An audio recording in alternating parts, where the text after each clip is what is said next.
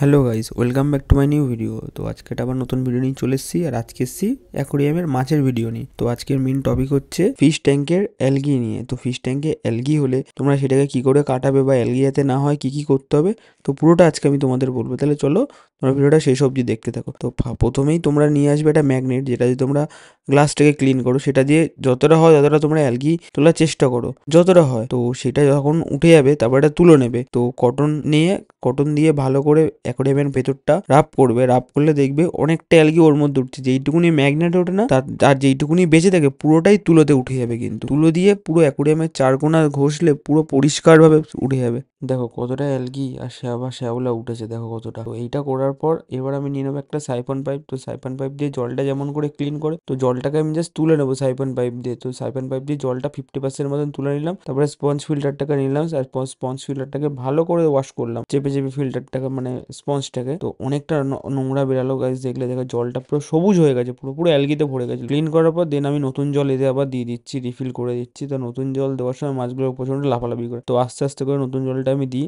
তো গাইস পুরো জলটা দেওয়া হলো। পুরো জলটা দেওয়ার পর দেখতে পাচ্ছ অ্যাকোরিয়াম অনেকটাই ক্লিন হয়েছে। তো তারপরে আমি এক কাজ করলাম, আমি একটা কালো ব্যাকগ্রাউন্ড কিনে এনে ব্যাক সাইডে লাগিয়ে দিলাম। তো এটার কারণ আমি তোমাদের গাইস এবার বলছি পুরো ক্লিয়ার ভাবে। তো গাইস এবার আমি তোমাদের বলবো যে মেন অ্যাকোরিয়ামে অ্যালগিটা কেন হয় আর কিসের জন্য হয়, ওকে পুরোপুরি তাড়াতে পারবে তোমরা কি করে। তোমরা তো আমার অ্যাকোরিয়ামের জল ক্লিনটা তোমাদের আমি পুরো দেখালাম কি কি করবে অ্যালগি হলে।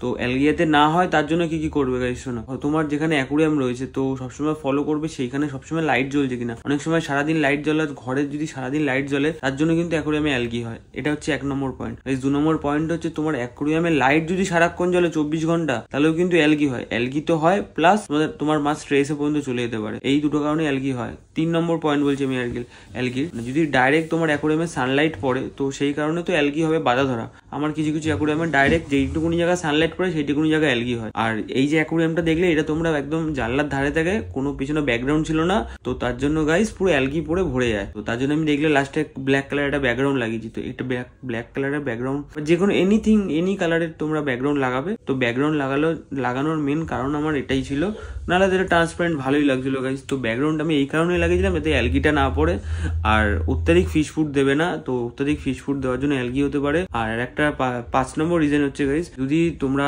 মানে জল ঠিকঠাক করে ক্লিন না করো অ্যাকোরিয়ামে, তো সেই ক্ষেত্রে অনেক সময় অ্যালগি পড়তে পারে। ভালো করে জলটাকে ক্লিন রাখো, ডাইরেক্ট সানলাইট থেকে অ্যাকোরিয়ামকে দূরে রাখো, আর ফিশ ফুড খুব বুঝে দাও মাছ হিসাবে, তো তাহলে দেখবা আর অ্যালগি পড়বে না। তো গাইস এই ছিল আজকে আমার ভিডিও। তো যদি ভিডিওটা হেল্পফুল মনে হয়, যদি ভালো লাগে, তাহলে অবশ্যই লাইক, কমেন্ট, শেয়ার আর সাবস্ক্রাইব করে দাও। আর গাইস যারা কমেন্ট করছিলে যে দাদা ফিশ ভিডিও আনো, ফিশ ট্যাঙ্কের ভিডিওর আপডেট দাও, তো দাদা দেখো তাদের সবার জন্য বলছি একটু সরি। তো একটু আমার মানে অন্য কোনো কাজের জন্য আমি অ্যাকোরিয়ামের ভিডিও ঠিকঠাক করে বানাতে পারছি না, তো পার্সোনাল কিছু কাজের জন্য। তো ভিডিও আসবে না এরকম না, আমি যতটা পারবো ততটা তাড়াতাড়ি ভিডিও আনার চেষ্টা করবো। আর কিছু কিছু ভিডিও বানাতে গাইস সময়ও লাগে, তো তোমরা প্রত্যেক দিনই কিছু না কিছু ভিডিও পাবে আশা করি। এবার তো গাইস তাহলে আজকের মতো আসি, সবাই ভালো থেকো, সুস্থ থেকো, টাটা।